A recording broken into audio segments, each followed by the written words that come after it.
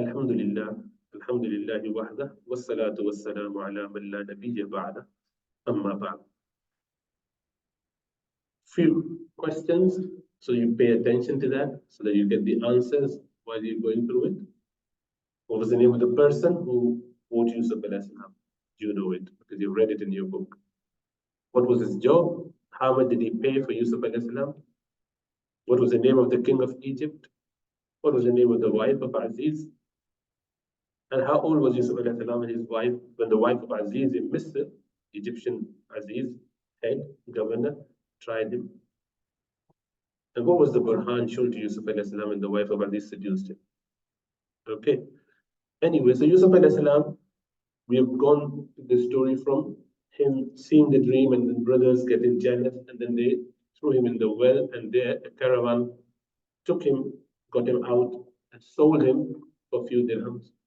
Now Yusuf alayhi salam is in Egypt, from Iraq area to Egypt now.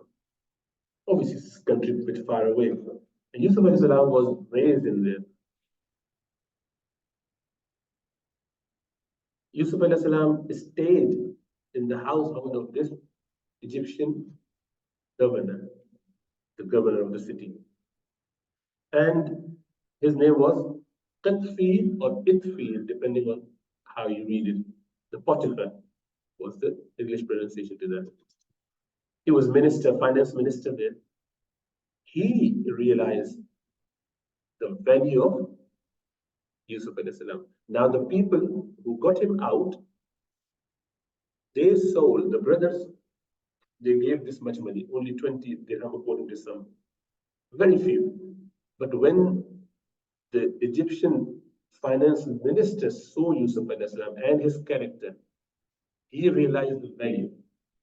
According to some, he weighed him, and according to his weight, gave musk, gold, and silver, filled with that this is the money that I'm going to give you in order to get this as a slave.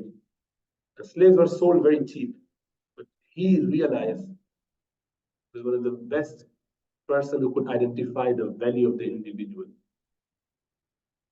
And mashallah, Yusuf alayhi salam now is with a nice person who was very careful, and he actually made him his son. He called him son, like family member. He wasn't treated like a slave in the household. So this is called physiognomist, someone who could identify and see a value in you that would happen in future. A true realizer, the person who knows the value of the individual. You may consider it to be dust. There are certain people who have these depth and understanding. And there are three. Abdullah ibn Mas'ud, one of the companions, he said that there are three people who are the best in understanding the true value, and they have proven it with history. So Aziz of Misr, who discovered the inner excellence of Yusuf alayhi salam from his outer appearance and gave those instructions to his wife, saying, look after him, he is going to be, he would make us very happy in future. He is going to be the best of the best. He could see that. So Shu'aib alayhi salam's daughter, who saw Musa alayhi salam when he wasn't a prophet, and she realized, saying, oh father, take him as your worker, employ him so he could look after our sheep because of his character. He is al-qawi al-amin. She could see that he was strong and he was very trustworthy, because Musa alayhi salam was one of the best people you could ever have as your worker. So she suggested that. Father said, obviously, I've already decided that. In fact, I'm going to marry one of my daughter to him because he's of that character. A stranger with the best character. Which suggests that the character is the thing that gets you to the heights. And you should always look for character, not looks, not the beauty only, not their riches, their wealth, not their knowledge. What counts the most, not their lineage, not which family they belong to, actually their character, how good they are with regards to their practice, their behavior to Allah subhanahu wa ta'ala and to people.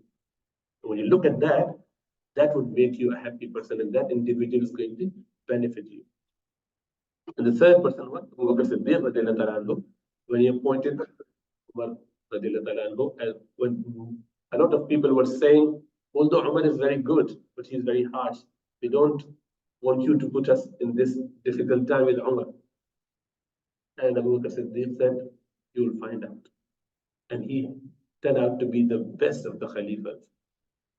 People realized and how he expanded and how he supported Muslims and non-Muslims. He was the most, amazing man in history after prophets. So the story starts from here. أعوذ بالله من الشيطان الرجيم. بسم الله الرحمن الرحيم. وقال الذي اشتراه من مصر لامرأته أكرمي مثواه عسى أن ينفعنا أو نتخذه ولدا. The man who bought him, the governor from Egypt, he said to his wife, make him stay comfortable. Maybe he will profit us, or we shall adopt him as a son. وكذلك مكنا ليوسف في الأرض ولنعلمه من تأويل الأحاديث والله غالب على أمره ولكن أكثر الناس لا يعلمون. Thus did we establish Yusuf in the land, that we might teach him the interpretation of events, and Allah has full power and control over his affairs, but most of men know not. And then what happened? Yusuf al-Islam now in this household, and he is growing as a prince in the house. وَلَمَّا بَلَغَ أَشُدَّهُ, when he reached the age of maturity, آتَيْنَاهُ حُكْمًا وَعِلْمًا, so we gave him wisdom and knowledge.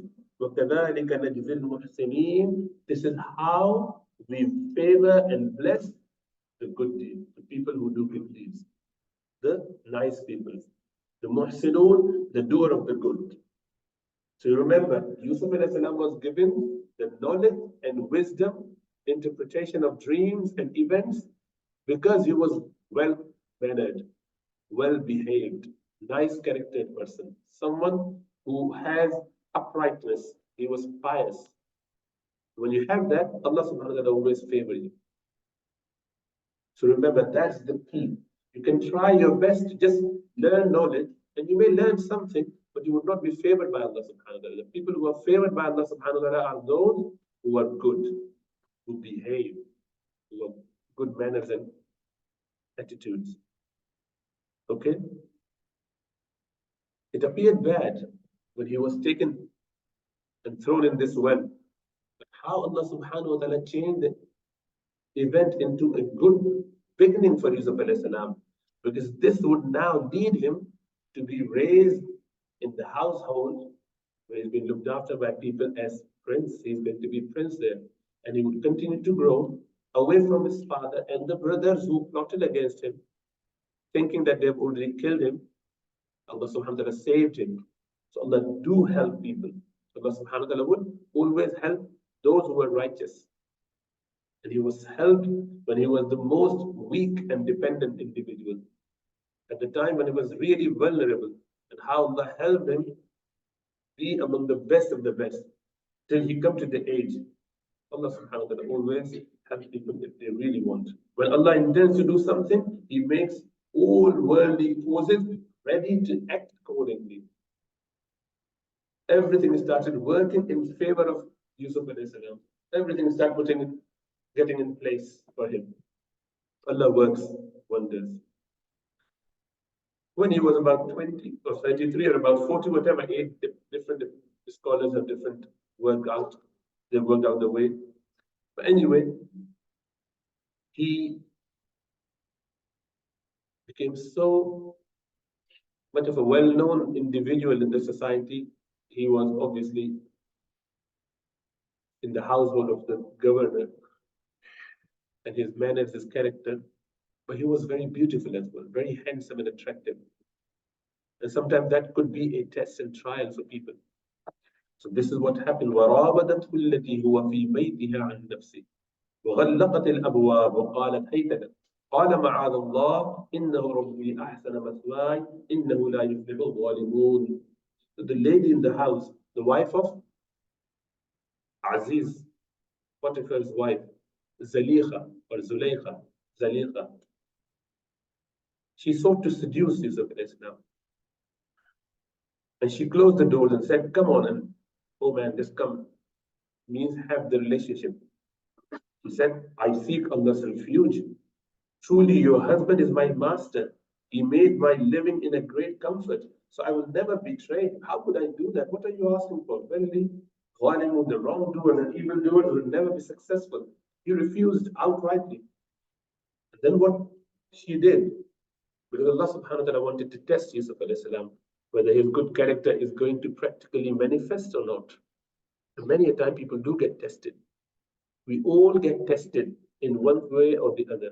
You would always be tested by Allah subhanahu wa ta'ala. Now, even sitting in the house of Allah subhanahu wa ta'ala for a longer time without having any games in your hand, mobile phone, not doing anything, just sitting, that's a bit boring for some people.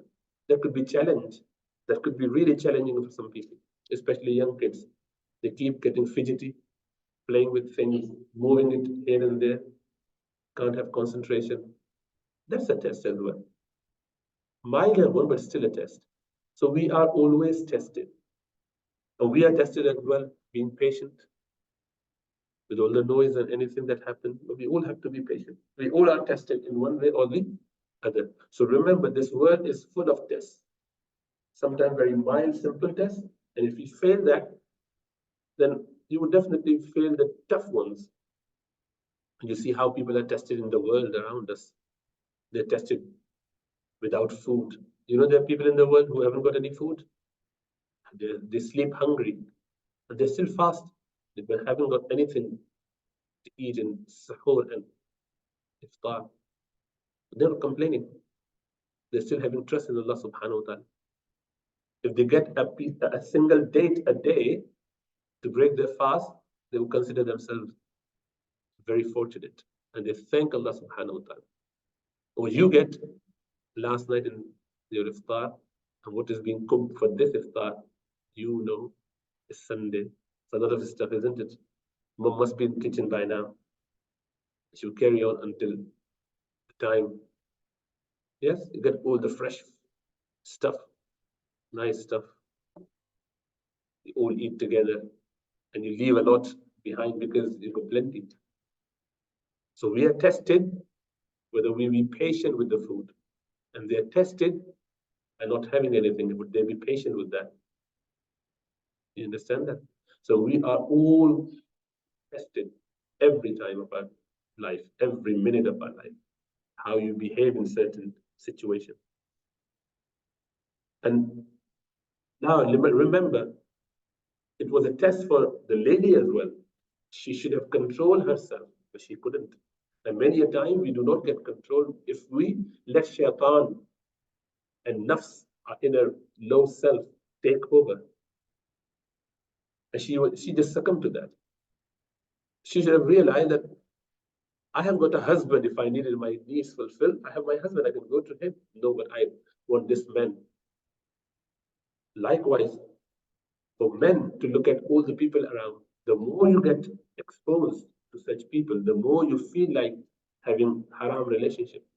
So that's why you have to lower your gaze. You keep your eyes lowered. You don't look around. You don't go out watching billboards and pictures and all the ads that come your way while playing, all the glimpses here and there. This is all a source, a reason for people to feel the desire, and it continues to build to the level that when it brims, you have no control unless you seek refuge in Allah subhanahu wa ta'ala. Yusuf alayhi salam was young, he never was married. For him, it was the first ever golden opportunity. When men always want that, And it's highly unlikely that a woman will be able to do it because they have much more control over their chastity, over their drive. So it was completely opposite. But Yusuf al-Islam he didn't give in to shaitan or the nafs because he remembered Allah subhanahu wa ta'ala. Those who remember Allah subhanahu wa ta'ala, they would never make silly mistakes or even slip of any sort. What he did, he had connection with Allah subhanahu wa ta'ala. That is why we keep asking you to do dhikr. Keep remembering Allah subhanahu wa ta'ala. If you do not moist your tongue with the remembrance of Allah subhanahu wa ta'ala, you will fall prey to such ideas, such intuition, such feelings. It's very, very invigorating. The ideas are very much of an incentive for people to go and follow that. They start off very, very simple, innocent, basic something, and slowly build up. So it is required to restrain at the earliest stage, nip it in the bud. And this is one of the reasons why we have been given this fasting. Because constant fast, regular fast, control your desire. It keeps you calm and quiet because you feel weakened by not having enough food, enough sleep, enough drink. That the sexual desire gets melted down, controlled. And that is why for the people who cannot marry for whatever reason, after puberty, they should continue to fast Mondays, Thursdays, if they can't do alternate days. That is how they would be able to control themselves and stay away from the bad company. The worst company is your mobile phone. Don't sit with people who talk about negativities, about bad things, talk about, people from opposite gender, dramas, films, heroines, celebrities, whatever culture they're in. Don't sit with them. You have to detach yourself from them. Otherwise, you keep falling prey to your desires.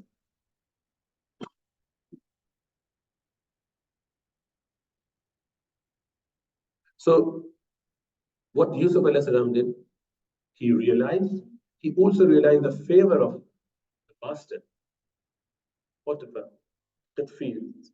He's been helping me, supporting me like father figure. How could I betray his trust? Remember, so when someone does good favor to you, you always repay it back. You always behave nice to them, to everyone, but more so with them. Okay.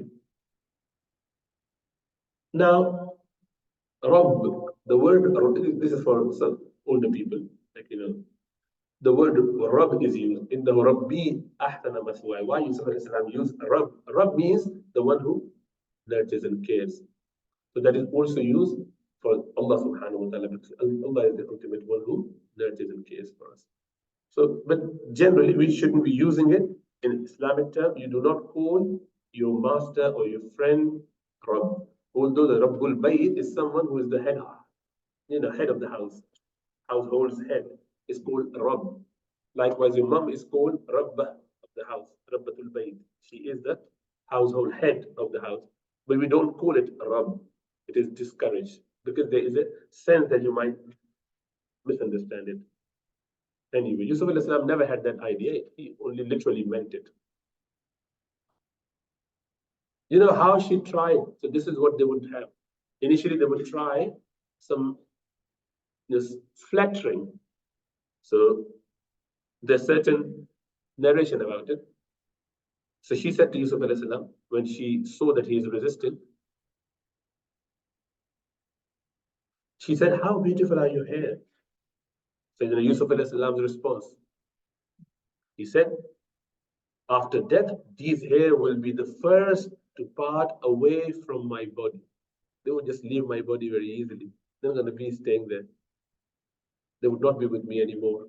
So, I can't be bothered about my hair." When we are so bothered about our hairs, hair styling, gelling it, making sure that I look good 20 times a day in front of a mirror, 10 minutes each. And then we say we don't have time. So he was very clear that they're only temporary.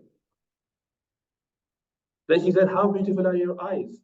He said, they will become water and flow down my face. Because they melt down, just leak. It is water, liquid, filled inside the eye. It would just be punctured, it would just leak. He said, don't seduce me by saying that I've got different colored eyes. So what? Once again, she said, how beautiful is your face? He said, all this will be eaten up by the earth underneath there. When I'm in grave, it'll be all gone. What's the significance of that? It means don't try to fool me by flattering, because flattering does cause a lot of trouble. So then,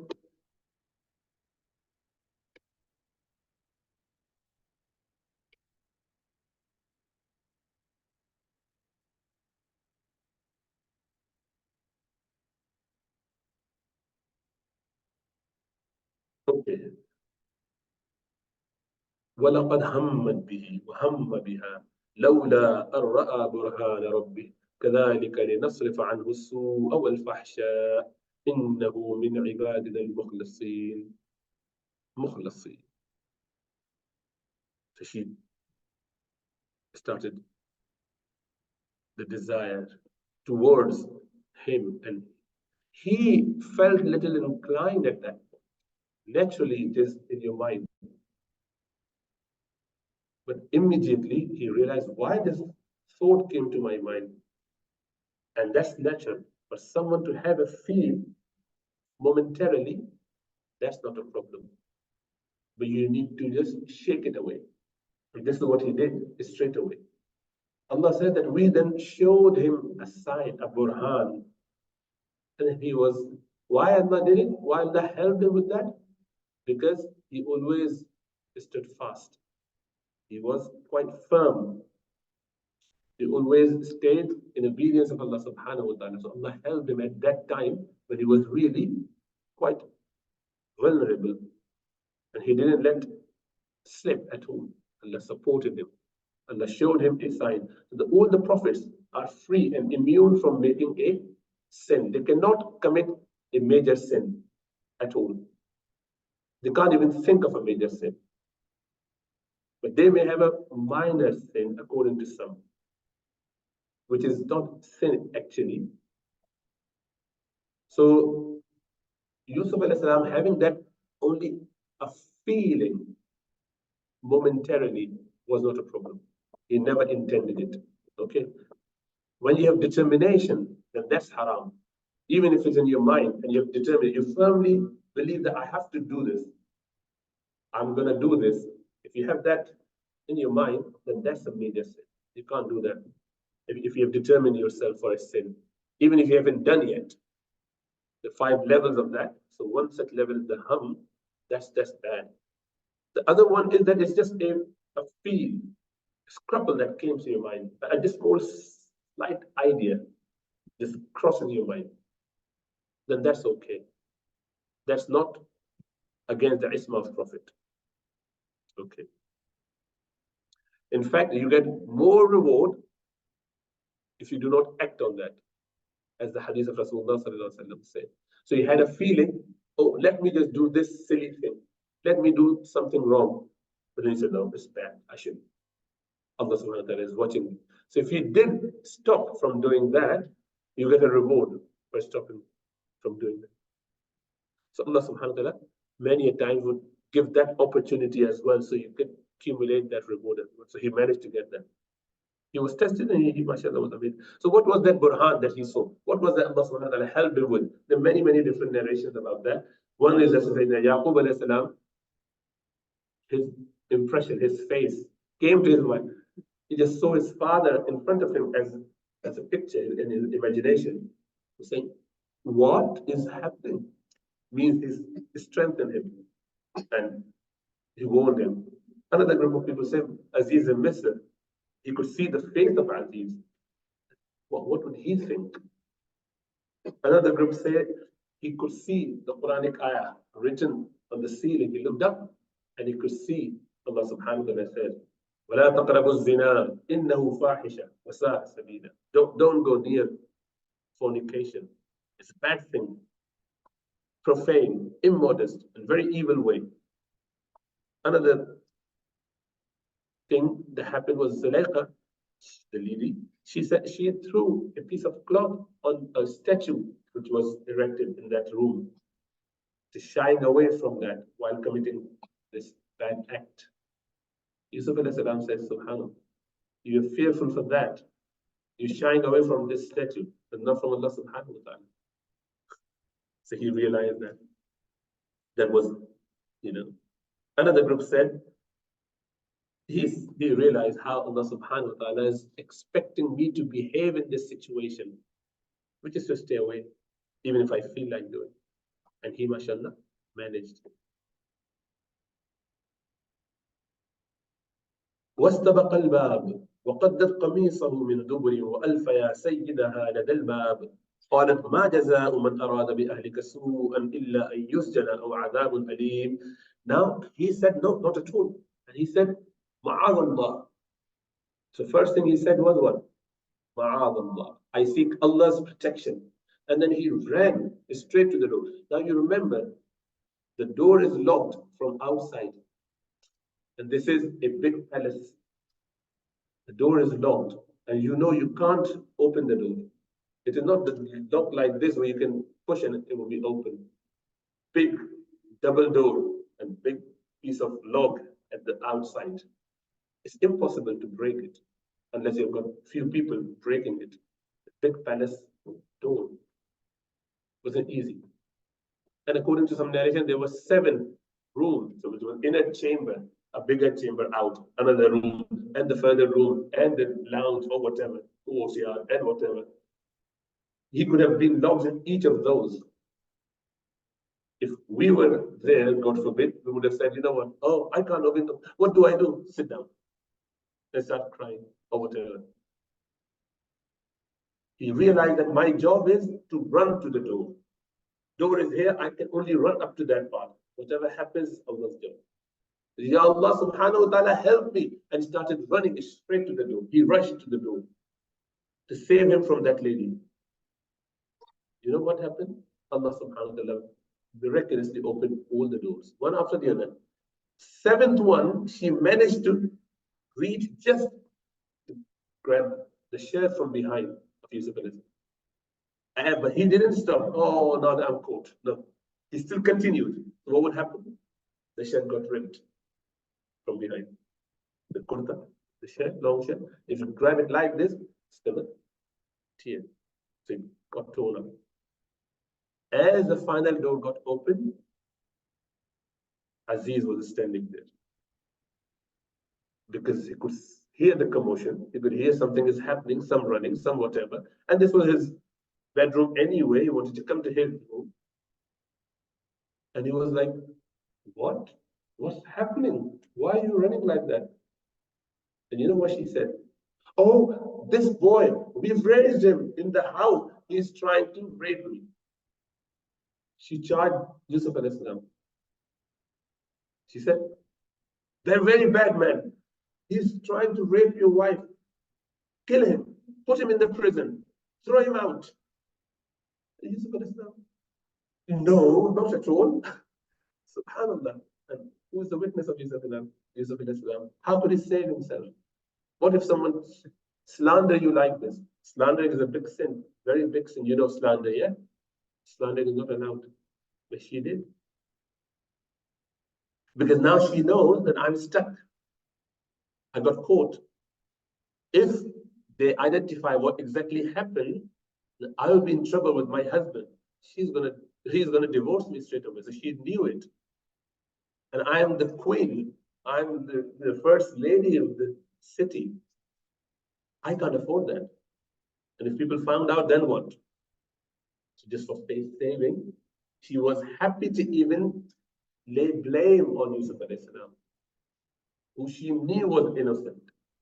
These people would go to the extremes of when they are follower and they become the slave of their whims and desires. She became completely enslaved by the desire, not to justify the bad action. فقال, Yusuf alayhi salam didn't stop at that point. He said, هي راودتني عن نفسي. No, she is the one who tried to seduce me. وشهد شاهد من أهلها إن كان قميصه قد من قبل فصدقت وهو من الكاذبين وإن كان قميصه قد من دبر فكذبت وهو من الصادقين فلما رأى قميصه قد من دبر قال إنه من كيدكن إن كيدكن عظيم. Amazing. As soon as she said that, and now this is a dilemma. Yusuf alayhi salam is saying she was doing the wrong thing, and she is saying he is doing the wrong thing. What do we do? Where's the witness? How could, and you know, it's quite natural for man to feel enraged by that at that point. And he is the head, and someone trying to offend my family. What would you do? You could do anything. And she's getting help. She's trying to get help. But Allah subhanahu wa ta'ala worked in wonderful ways. Allah subhanahu wa ta'ala wanted to. Why Allah helped Yusuf alayhi salam all along? Because he was pious, righteous, well-mannered, well-corrected. Best person. Allah didn't leave him in limbo. Okay, we let him get trouble. Did he get into trouble? Well, he could have gone into trouble. At this point, he would have been killed straight away. The punishment for this is killing straight away. And it would have been justified. God forbid if Yusuf alayhi salam, now someone else was there who would try the same thing. If there was true blame. Why? We've been raising you 10, 15 years. We've been feeding you. Here you are behaving like this to my wife. You understand that? How significant that is? But Allah subhanahu wa ta'ala made a small baby from the girl's side, from Zulaykha's side, who was living in they were there. When the matter was discussed, this small baby was carried by one of the ministers of the family. And the baby said, look at the shirt. If it is torn from behind, then she is the liar. If it is torn from the front, then he is the liar. What the baby was trying to give the idea, like if men tries to rape someone, God forbid, and ladies trying to protect her, she would try to fight you, that man. In pulling and pushing, the shirt should be torn from the front because you are approaching and you're in front of each other fighting. So she can't go and while fighting, go behind and pull your shirt from behind. Naturally. You understand that? It can only happen if I'm fighting you, you just be pulling and pushing the front bit, not from behind. The behind thing would happen if the man is running away and woman is trying to grab. That is the only way that you can get the shirt torn from behind. And this is what the baby hinted to.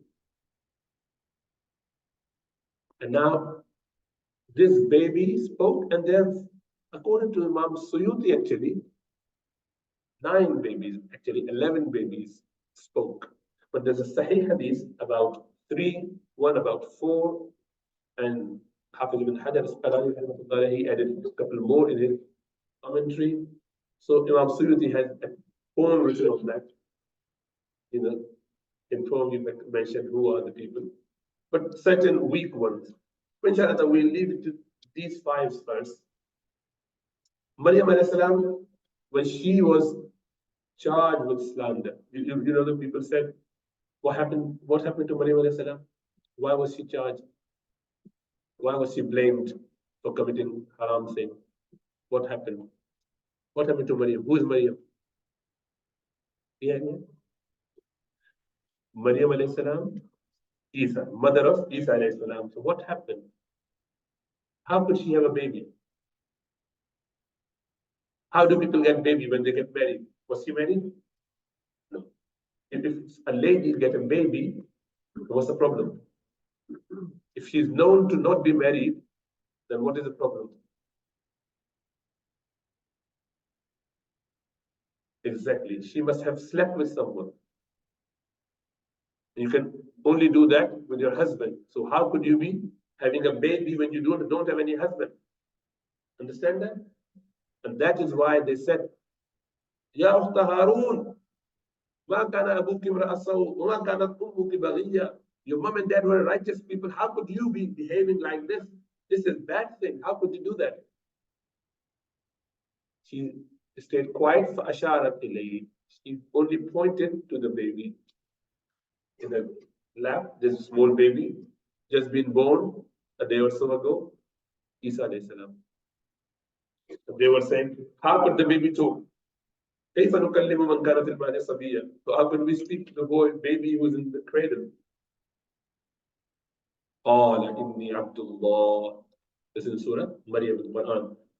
Yusuf Isa alayhi salam, he said, Inni Abdullah, I am Allah's slave, Allah's servant.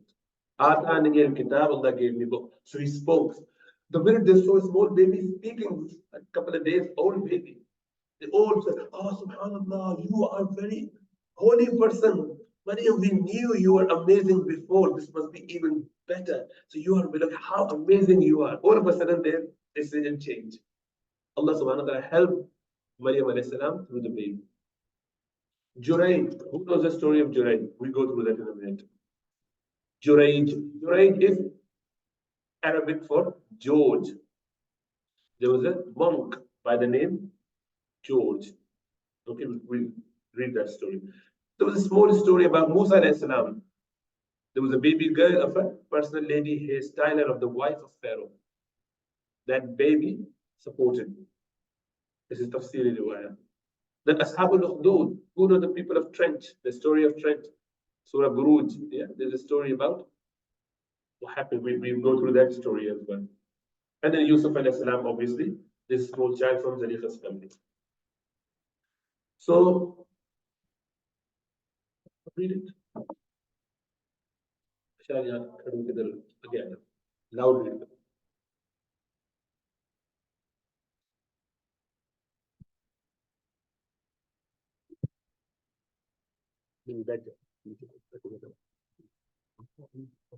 Can't see it? Not Arabic, this English. And there was a man among the children of Israel was called to him Jurayj. He was praying.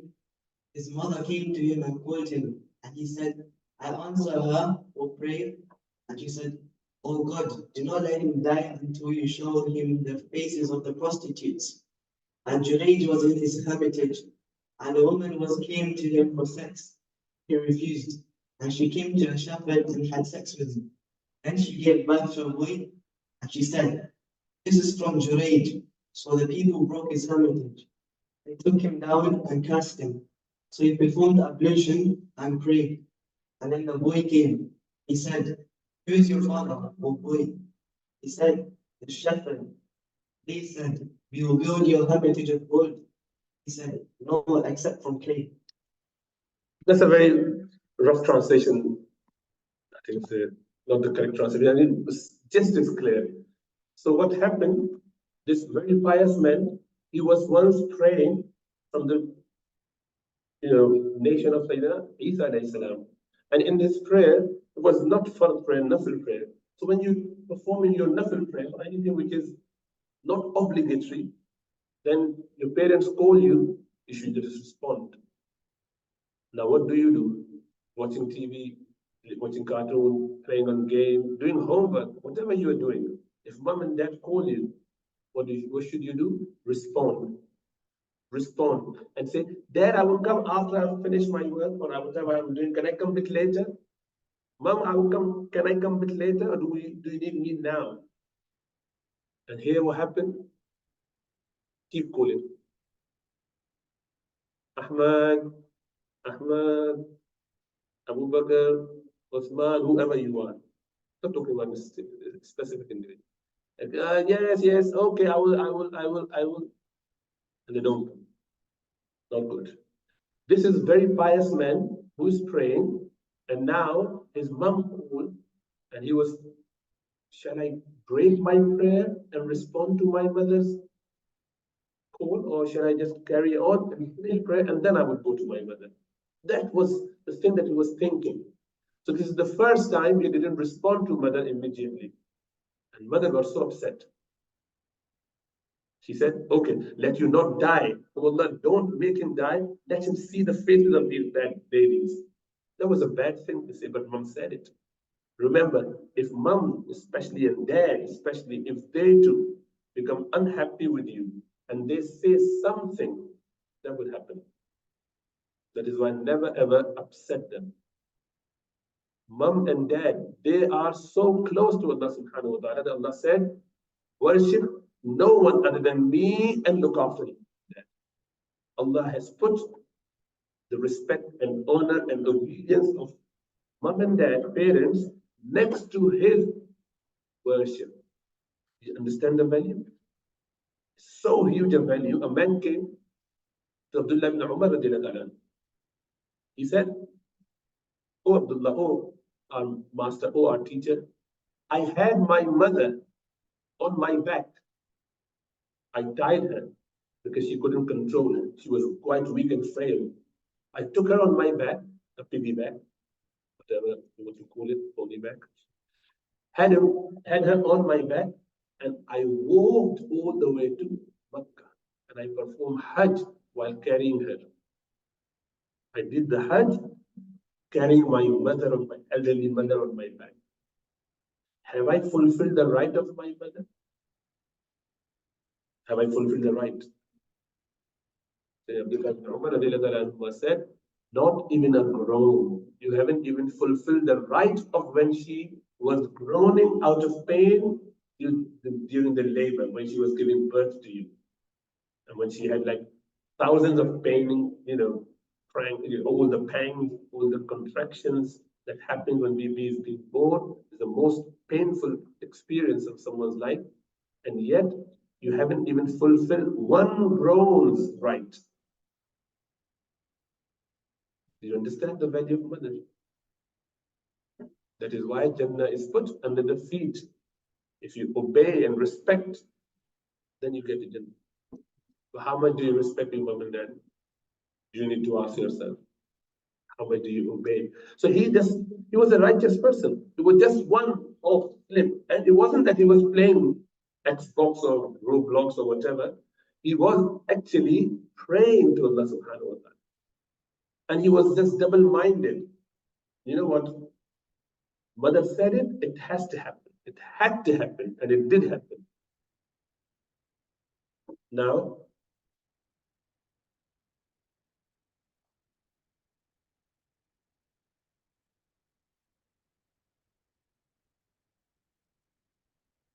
a lady, a prostitute in the area, she came.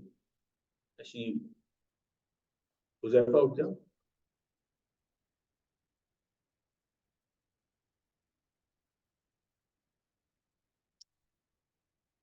She wanted to have a bad relationship, wanted to get the relationship with Jurayj. And he refused because he was a pious man. And she said, okay, I'm going to sort you out. You're refusing me? No one ever did it before. I will see what happened. And she blamed him, went to another man, a woodcutter, a shepherd, and then when she got the baby, she said, oh, this is Jurayj. He raped me. In those days, you couldn't verify it. They said, we thought he was a very pious man. How could he do that? They came rushing. They destroyed his helmet made of clay, and they started abusing him, hitting him, dragging him. When they brought him all the way to in front of the judge, and they're about to crucify him. It was planned to be crucified or killed because there was a punishment. So he made wudu. He said, okay, give me 1 minute. Where is the baby? The baby was brought, a couple of days old. And then he was so pious that he said to the baby, who is your father, oh baby? Baby said, that shepherd, that individual. And they were like, amazing, a baby can speak on your behalf. You must be a godly man because you are very good. All of a sudden, they turn around Now we want to build your home. I'm very sorry, we've done all the wrong or whatever. We build your church or a small place, a hermitage, we call it, a masjid, with gold and silver. He said, no, please, I don't want that. I want normal, simple, the way it was, clay, wood, whatever. So what is the message there? He was such a pious man that Allah helped him and saved him from the torture of being killed by the baby, small baby, miraculously speaking, to support him. But Allah still let him go through some trouble, whatever the mother made dua for against him. Even as pious as him had to suffer the consequences of upsetting mother. Same is with father. There are many stories about father, same thing. They both say you have to respect both of those. There was another baby that I would leave because that's perhaps not. But people of trench story is important. Again, you have a story, read Khalil. Come closer. Bed. There was an infidel king. Infidel. King. Infidel means disbeliever, not believer. Yeah. Lived in bygone times. He had a soothsayer, or according to some narration, a magician. The infidel king is identified as the ruler of Yemen. His name, according to Ibn Abbas, was Yusuf ibn, and he lived about 70 years before the birth of the Holy Prophet. The soothsayer or magician said to the king that he should be given an intelligent boy so that he could train him in the skill of foretelling or the black magic. Accordingly, the king sent a boy, Abdullah ibn Tamir, who had the name to be trained by soothsayer or magician. Whenever the boy went to his teacher, he had to pass by a Christian monk. He followed the true religion of Isa and worshipped Allah. The monk, he was a follower of Sayyidina Isa and he was a practicing. He didn't believe in Trinity or anything like that because that came quite late afterwards. He was a true Muslim. He was a true believer of Sayyidina Isa's teaching. Yeah. Since the religion of Isa was the true religion in those days, the monk was in fact a Muslim.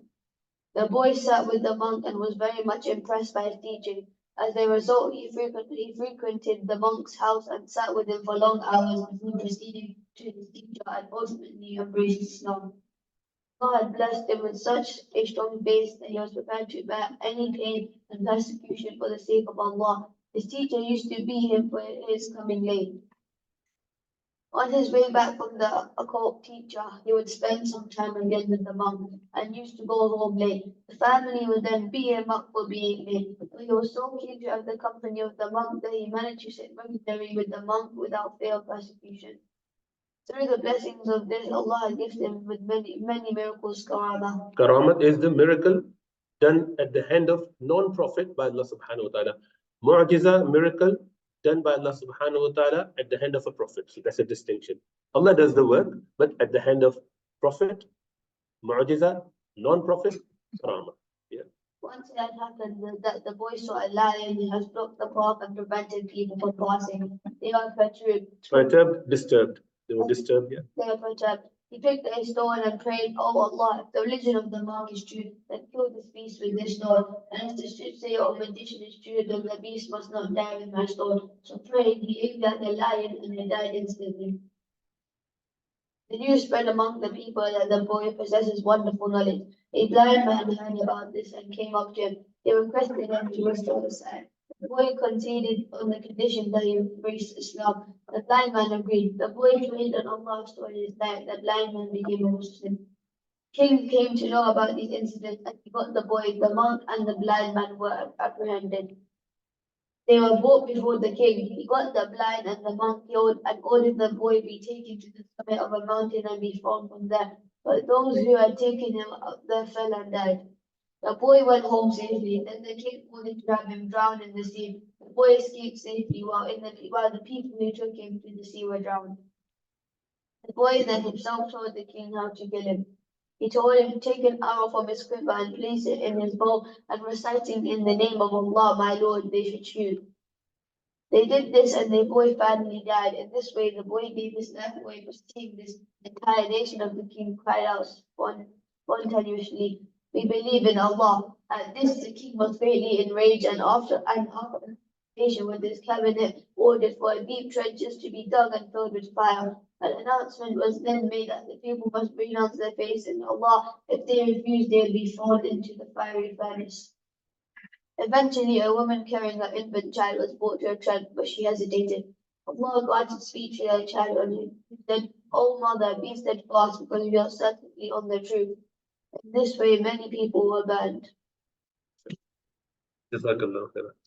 You understand the story very clear? How Allah subhanahu wa ta'ala had another baby talking to mother, and the baby was happy, mom was happy, everyone was happy to jump in the burning furnace, the trenches full of fire. They laid their life. They would not denounce their faith. You think you would be firm and strong like that? Who will be firm like that? Raise your hand. Yeah? Would you continue to be Muslim even if there was any tough time? Yes? Raise your hand. You're not planning to? MashaAllah. MashaAllah. May Allah keep us all steadfast. May Allah give us all the istiqamah, the perseverance and steadfastness on the deen of Allah subhanahu wa ta'ala. Remember what people are going through. Have you seen any trench like this in the modern time? Is there any Ashabul Ukhdud around us? I have seen.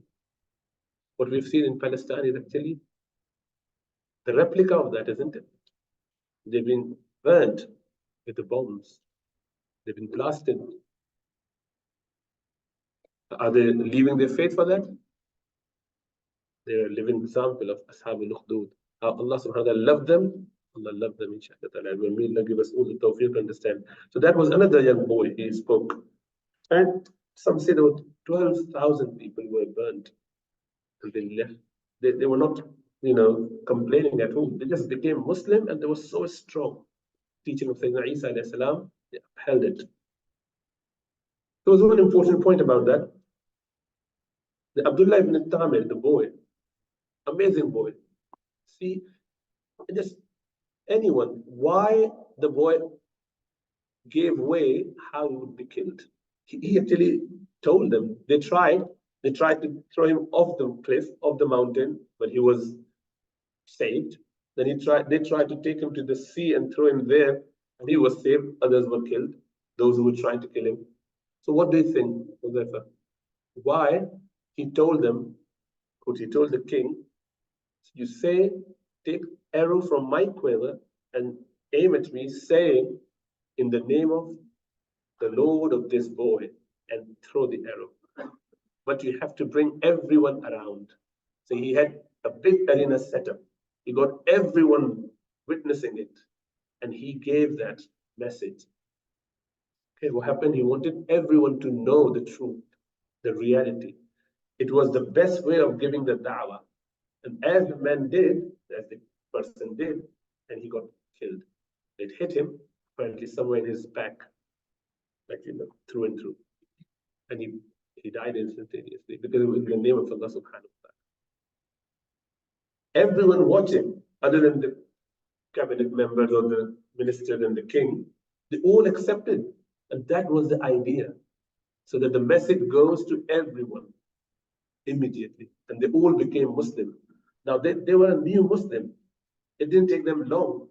And yet they were so firm on their iman, they would lay their life to be thrown in the fire, living alive in that trench. Isn't that amazing? So there was during the time of Sayyidina Umar radiallahu anhu, what happened? People were just working on this area where he was, and they dug up and they identified that there was a man which they knew historically from the tales that they heard from generation after generation, that it was Tamir, Abdullah ibn Tamir's body. So they wrote a letter to Sayyidina Umar, and Umar radiallahu anhu, he said, okay. Because one of the men moved his hand, which was on his side like this. As he moved, it started bleeding. And they put it back here, it got stopped. And then, so they just put it back. There was a ring in his finger which said, Allah is my Lord. The ring that he was wearing had Allahu Rabbi, Allah is my Lord. So the governor of Yemen, when he did that, he informed Sayyidina Umar radiallahu anhu about this, who wrote him back to say, bury the body back as it was with this ring finger. Leave him the way he was. So this is Imam al-Kathir rahmatullah alayh mentioned this in this tafsir or Bidayah perhaps. Anyway, وَإِنْ كَانَ قَمِيصُهُ قُدَّ مِنْ دُبُرٍ فَكَذَبَتْ وَهُوَ مِنَ الصَّادِقِينَ, and they confirmed that it was the shirt which was torn from behind, which meant that the lady was wrong, and then they identified it. But since she was from the royal family, the plan was not to announce it, otherwise there'll be a lot of bad name to the king. You know, it gives bad name to the people. People will just start talking against. So nothing happened. Whatever she tried, let her repent. And then, but what happened though? They still said, now that Yusuf alayhi salam would always be at risk, the lady could try something in future again. So they decided that it's better that we keep you away from this and you go to the prison. So they still had to go to the prison. Yusuf alayhi salam is now in prison. Anyway, so Abu Hurairah mentioned, I will leave that because I would leave that. Yusuf a'rid an hada, oh Yusuf, refrain, turn away from it, ignore him, give her a respite. Please forgive it, forget about that. Whatever happened. وَاسْتَغْفِرِي لِذَنْبِكَ. Oh Zulaykha, you ask Allah subhanahu wa ta'ala for forgiveness. Seek your forgiveness from Allah subhanahu wa ta'ala. إِنَّكِ كُنْتِ مِنَ الْخَاطِئِينَ. You have wronged, you have done this sin, you're bad. Anyway, he stayed composed. He could have been a very rash and angry person. But Allah helped Yusuf alayhi salam so that he doesn't commit anything in anger. I mean, he would have just taken his sword and killed him before thinking or before doing anything out of rage. And even if he found out afterwards, the act is done. So Allah subhanahu wa ta'ala helped him. And he asked his wife to apologize to Yusuf alayhi salam. Alhamdulillah, through that, they managed to move on. So seeking an apology is a great gift. Ego and arrogance, we should try to keep away. Inshallah ta'ala. May Allah give us tawfiq. قولوا قولي هذا واستغفر الله لي ولكم ولسائر المسلمين. ठीक है ना, जल्दी छुट्टी क्या इम्तिहान सबके हो गए?